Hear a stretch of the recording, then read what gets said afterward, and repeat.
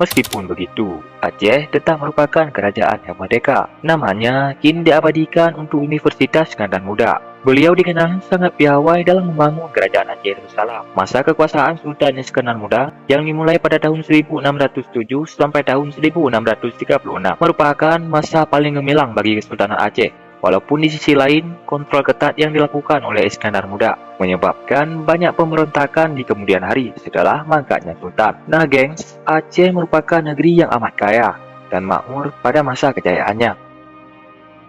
Menurut seorang penjelajah asal Prancis yang tiba pada masa kejayaan Aceh pada masa zaman Sultan Iskandar Muda, Kota Alam, kekuasaan Aceh mencapai pesisir barat dari Minangkabau. Kekuasaan Aceh pula meliputi hingga Perak. Nah geng, kemudian ketika Iskandar Muda mulai berkuasa pada tahun 1607, ia segera melakukan ekspedisi angkatan laut yang menyebabkan ia mendapatkan kontrol yang efektif di daerah barat laut Indonesia.